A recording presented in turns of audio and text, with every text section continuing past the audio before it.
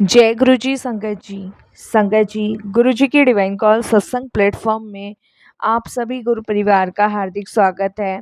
शुक्राना गुरु जी महाराज का कि उन्होंने ये सेवा मुझे दी कि मैं आप सभी गुरु परिवार के समीप आके गुरु जी के कल्याण महिमा अनुभव का वर्णन कर पा रही हूँ। अनंतम शुक्राना मेरे गुरु जी महाराज का। संगत जी, आज का जो सत्संग मैं आपके साथ शेयर कर रही हूँ संगीता आंटी का सत्संग है। बहुत ही प्यारा सत्संग है, ब्लेसिंगफुल सत्संग है। तो मेरी विनती है सभी गुरु परिवार से कि आप सत्संग को अंत तक सुनेंगे, ध्यान से सुनेंगे, पूरा सुनेंगे। संगत जी, सत्संग सुनाने से पहले आज मैं आप सबसे एक बात करना चाहती हूँ। संगत जी, बहुत बार हम अपने चैनल पर सत्संग शेयर करते हैं, लेकिन कई संगत जो होती हैं वो कहती हैं कि हमें ओल्ड संगत के भी सत्संग सुनने हैं। संगत जी, हर बार संगत कुछ ना कुछ अपने अनुभव सभी संगतों के साथ शेयर करती हैं।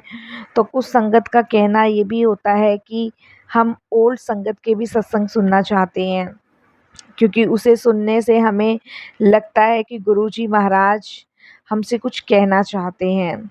तो संगत जी, आज का जो सत्संग है एक ऐसी और संगत का है जिसे सुनने के बाद आपको लगेगा कि आप उस समय में पहुंच गए हैं जब गुरुजी महाराज फिजिकल फॉर्म में थे। तो आज का सत्संग बहुत ही प्यारा है, संगीता आंटी का है और वो दिल्ली के रहने वाले हैं। गुरुजी की कृपा से मैं अपने आप को भाग्यशाली समझती हूँ कि वो गुरुजी के चैनल पर ये सत्संग शेयर कर रहे हैं और गुरुजी की फिज़िकल फॉर्म के समय की संगत है आंटी। तो बहुत बहुत शुक्राना मैं उनका भी करती हूँ कि उनको मैंने एक कॉल किया और मेरे कॉल करने पर उन्होंने गुरुजी की सेवा करी। तो शुक्राना गुरुजी, बहुत बहुत शुक्राना आपका भी। संगत जी, आंटी के सत्संग में सच में बहुत बड़ी ब्लेसिंग्स मिली हुई है उनको, बहुत बड़ी। शुरुआत में परिवार टूटने की कगार पे था, रिश्ता समाज सब खिलाफ था, शादी में रुकावटें थी, मेडिकल रिपोर्ट ने डरा दिया था, लेकिन फिर भी क्या हुआ वो संगत जी आप सुन के हैरान हो जाएंगे। इतना ब्लेसिंगफुल सत्संग है। और संगत जी, बड़ी श्रद्धा भाव से सुनिएगा। और संगत जी, अगर आप भी अपने सत्संग अनुभव शेयर करना चाहते हैं तो हिंदी में साफ राइटिंग में आप अपना सत्संग लिख कर हमारी जीमेल आईडी पर सेंड कर सकते हैं। हमारी जीमेल आईडी का लिंक आपको डिस्क्रिप्शन बॉक्स में मिलेगा। और सत्संग आपको पसंद आए तो आप इसको लाइक कीजिए, चैनल को सब्सक्राइब कीजिए और वीडियो को ज़्यादा से ज़्यादा शेयर कीजिए। बेल आइकन दबाना बिल्कुल नहीं भूलिएगा। जब भी कोई लेटेस्ट सत्संग आएगा उसका नोटिफिकेशन सबसे पहले आपके पास आएगा।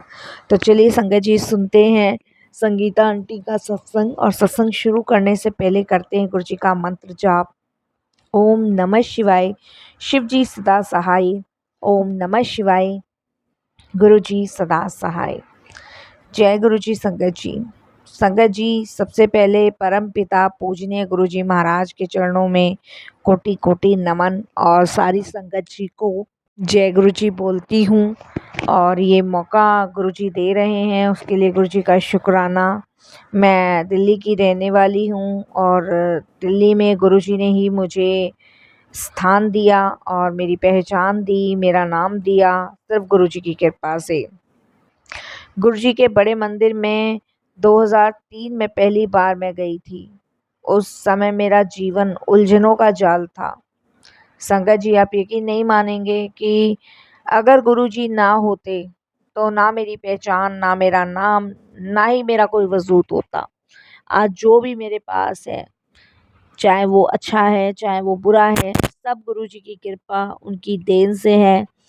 हर एक उस चीज़ के लिए मैं आज भी गुरुजी का शुक्राना करती हूँ जो गुरुजी ने मुझे ब्लेस की है। तो बहुत बहुत शुक्राना गुरुजी। संगत जी, मैं अपनी जर्नी थोड़ी पीछे से शुरू करूँगी गुरुजी से जुड़ने से पहले।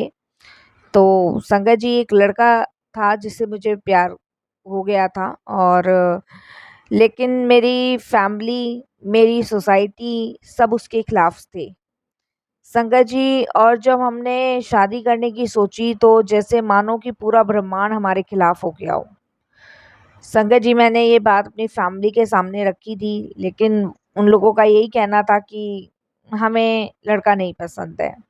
मेरे रिश्तेदार सब मेरे खिलाफ हो गए थे और ये समझिए संगत जी, जब घर वालों के अगेंस्ट जाके शादी करने की सोची तो मानो कि पूरा संसार ही हमारा दुश्मन बन गया हो संगत जी। पर वो कहते हैं ना कि प्यार ऐसी पवित्र चीज है, जब किसी से हो जाए तो फिर इंसान जो है अच्छा बुरा नहीं देखता उसमें। और वो उम्र भी कुछ ऐसी ही थी।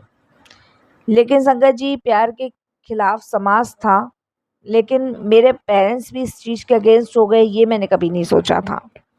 संगत जी, मैंने मनीष को पहली बार कॉलेज में देखा था। वो बिल्कुल शांत और साधारण, अपने काम में मगन रहने वाला लड़का था। संगत जी, धीरे धीरे हम दोनों में बातों का सिलसिला शुरू हुआ था।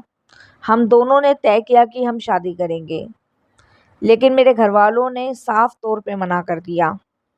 उनका कहना यही था कि उसका कास्ट अलग है, जॉब नहीं है, घर बहुत छोटा है, ये शादी नहीं हो सकती और तुम कैसे मैनेज करोगी उसके घर में। और हमने तुम्हें इतने लाड़ो प्यारों से पाला है, तुम उसके घर में नहीं रह पाओगी और ये शादी ज़्यादा समय नहीं चलेगी और ज़्यादा टाइम रह नहीं सकोगी तुम उसके साथ और ये शादी टूट जाएगी।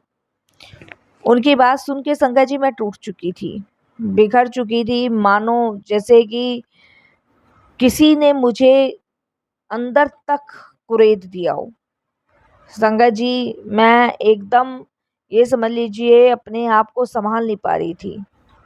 मनीष कहता था गुरुजी सब ठीक कर देंगे। जब भी मैं उससे बात करती थी, जब भी मैं उसको बताया करती थी कि फैमिली वाले नहीं मान रहे हैं, समाज नहीं मान रहा है और सभी अगेंस्ट है हमारी शादी के, सबका यही कहना है कि कास्ट अलग है, तुम जॉब भी नहीं है तुम्हारे पास, घर भी तुम्हारा छोटा है, तो मनीष मुझे बस एक ही चीज़ कहता था कि गुरुजी सब ठीक कर देंगे। और उस समय संगत जी मुझे कुछ समझ नहीं आता था कि कौन से गुरुजी की बात करता है और कौन से गुरुजी के बारे में मुझे बताता है। संगत जी, एक दिन मनीष ने मुझे कहा कि मैं तुम्हें गुरुजी के पास लेके जाऊंगा और देखना गुरुजी सब कुछ सही कर देंगे। पहली बार वो मुझे गुरुजी के मंदिर लेके गया। संगत जी, जब मैंने गुरुजी को देखा तो मैं देखती रह गई।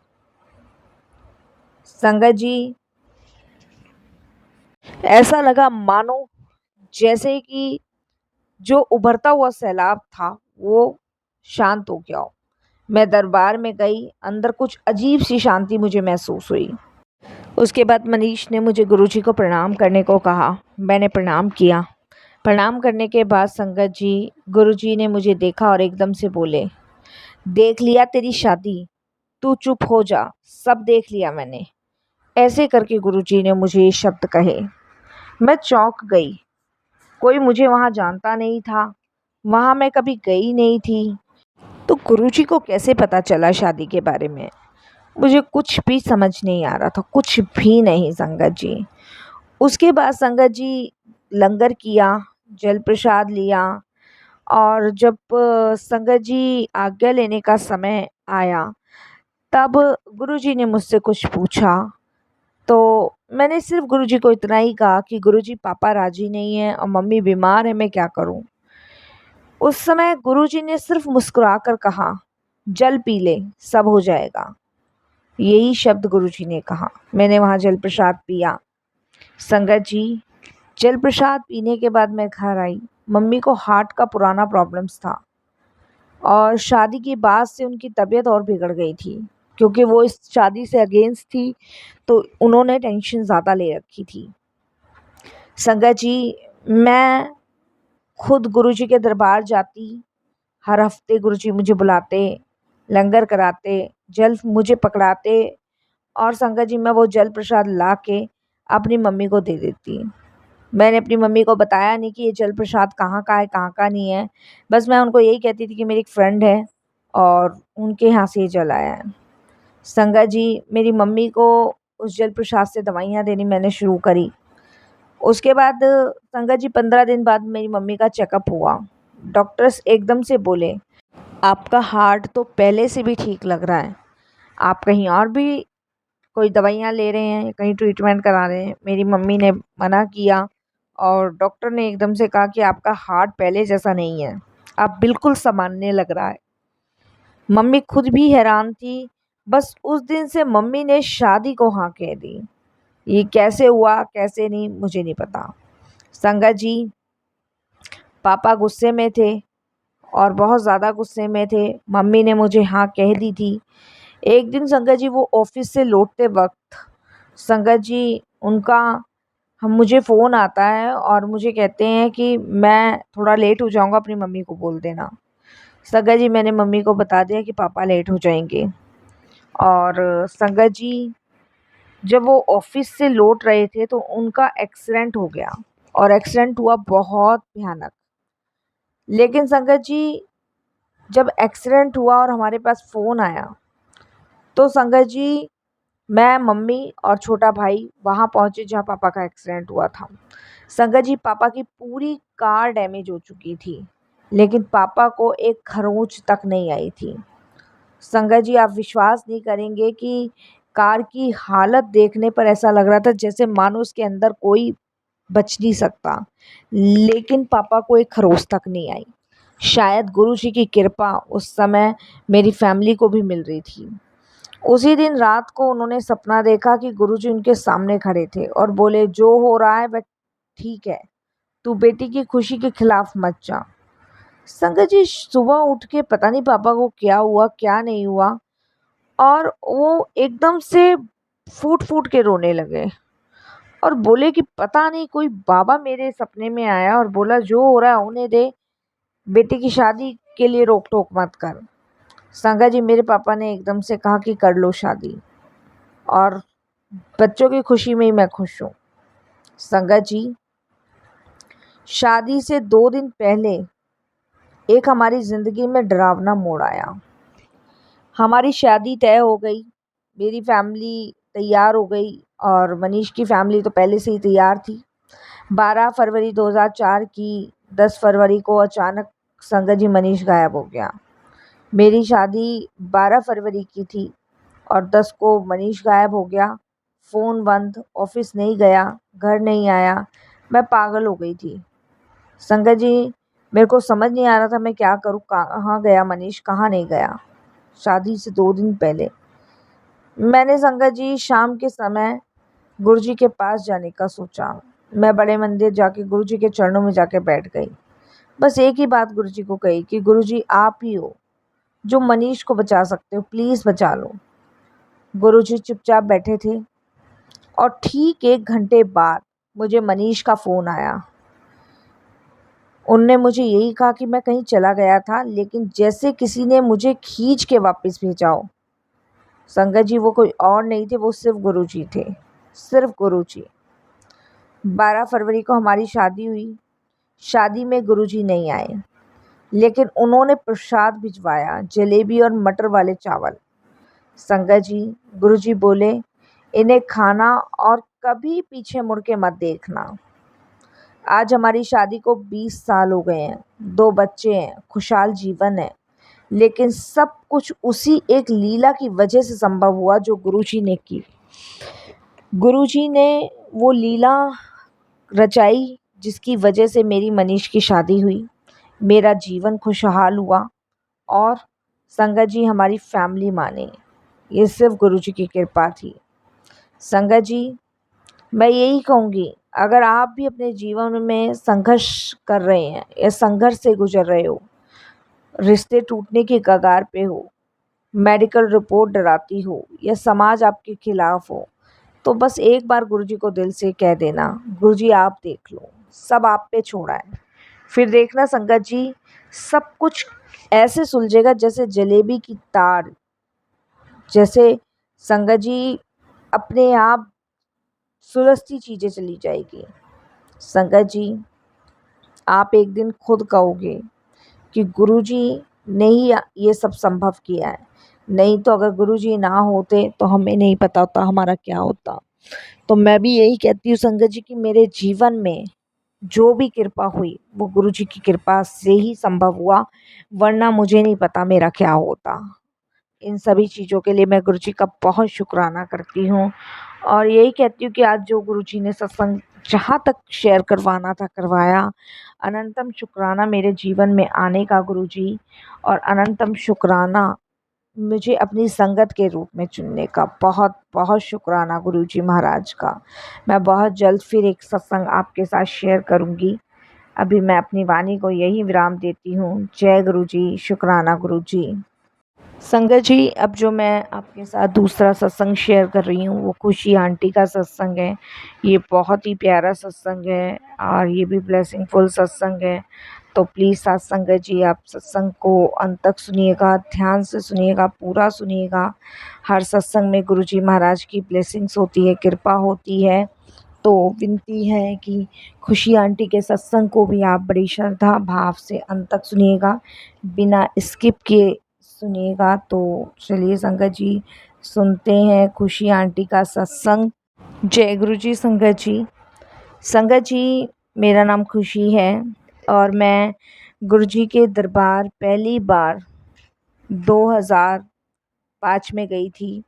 मेरी जेठानी पहले से गुरु जी की संगत में थी। उन्होंने बोला एक बार चल, बस देखना तेरे मन को कितनी शांति मिलेगी। उस दिन मंदिर में घुसते ही लगा जैसे कोई बड़ा, मुझे एहसास हुआ कि मेरे मन में बहुत सुकून और शांति है। गुरुजी ने मेरी तरफ देखा और बोले कि आ गई आंटी, तेनू मैंने बुलाया सी। तब तक संगत जी मैं माँ बनने की कोशिश में 6 साल से परेशान थी। टेस्ट, इलाज, पूजा सब करवा चुकी थी। डॉक्टर्स कह चुके थे चांस बहुत कम है, लेकिन संगत जी गुरुजी के आशीर्वाद से संभव था। गुरुजी से मिलने के 1 साल बाद मैं प्रेग्नेंट हो गई। डॉक्टर्स भी अचंभित थे। संगत जी 2007 में मैंने एक बेटी को जन्म दिया जिसका नाम आरुषि रखा। वो मेरे जीवन की सबसे बड़ी खुशी थी, इसलिए उसका नाम मैंने आरुषि रखा। संगत जी गुरुजी को जब बताया तो बोले जो तेरे लिए रखा था वो तुझे दे दिया। उसके बाद मैं हर सत्संग में जाती थी, सेवा करती थी, गुरुजी के चरणों में बैठती थी। गुरुजी की कृपा बरसती रही। 2020 में जब आरुषि 17 साल की थी, उसे अचानक सीने में दर्द हुआ। अस्पताल लेकर गए। हार्ट में एक जन्मजात ब्लॉक था जो अभी तक नहीं पता चला था। डॉक्टर्स बोले कंडीशन क्रिटिकल है, कोई गारंटी नहीं है। आईसीयू में भर्ती कर दिया गया। मैं वहीं गुरुजी के स्वरूप के सामने बैठ गई, रोते रोते बस यही बोलती, गुरुजी आप ही ने दी ये बेटी, अब वापस मत लीजिए। गुरुजी इसको ठीक कर दीजिए। संगत जी रात को आईसीयू के बाहर 3 बजे हमेशा रोते रोते मैं बस यही बोलती थी गुरुजी से कि आपने दी, इसे ठीक कर दीजिए गुरुजी, प्लीज़ कर दीजिए। संगत जी मैं आईसीयू के बाद बहुत खड़े होकर रोती थी, सिर्फ गुरुजी को याद करती थी। मुझे बहुत फ्रेगरेंस और चंदन की महक आती थी। संगत जी एक दिन मैंने सपना देखा कि एक सफ़ेद रोशनी से भरा कमरा है। गुरुजी बैठे हैं और आरुषि उनके चरणों में लेटी है। गुरुजी ने मुझे देखा और बोले तू रो क्यों रही है, मैंने दिया है तो मैं ही रखूँगा, लेकिन इसे वापस भेज रहा हूँ क्योंकि तू माँ है। मैं रोती रही और तभी आँख खुल गई। जब संगत जी आईसीयू गई, डॉक्टर बोले हम खुद नहीं समझ पा रहे हैं कि ऐसा क्या हुआ, पर इसकी रिपोर्ट्स क्लियर आने लगी है, वो होश में है। मुझे उसी समय समझ आ गया कि गुरुजी आईसीयू में खुद आए थे। उन्होंने खुद आके आरुषि को ठीक किया है। उसके बाद हमने हर महीने गुरुजी के बड़े मंदिर जाना शुरू किया। आरुषि भी गुरुजी के यहाँ सेवा करती थी, लंगर में खड़ी रहती थी। उसके चेहरे पे अजीब सी रोशनी थी। कई बार लोग पूछते थे ये बच्ची बहुत अलग है, कुछ डिवाइन फील होता है इसे देख के। मैं मुस्कुराकर कह देती थी क्योंकि मुझे पता है ये बच्ची अब सिर्फ मेरी नहीं है, ये गुरुजी की अमानत है। गुरुजी कभी ज़्यादा कुछ नहीं बोलते थे, लेकिन मौन कृपा बहुत कुछ कह जाती थी। वो बोलते थे कुछ मांगो नहीं, सिर्फ मानो, सब कुछ मिलेगा। और सच में संगत जी हमें जो चाहिए होता था वो हमें पता भी नहीं होता था, लेकिन गुरुजी जानते थे। उन्होंने मुझे मेरी बेटी दी, फिर उसका जीवन बचाया, फिर सेवा का भाव दे दिया। संगत जी बस मैं यही कहूँगी कि समय मुश्किल था, परेशानी भरा था, लेकिन गुरुजी ने सदैव मेरी बच्ची का और मेरा साथ दिया। संगत जी, आज मैं यही कहूँगी कि गुरुजी का हर चमत्कार सिर्फ एक बड़ी ब्लेसिंग्स ही होता है। वो हमारी आत्मा को जोड़ने का ज़रिया होता है।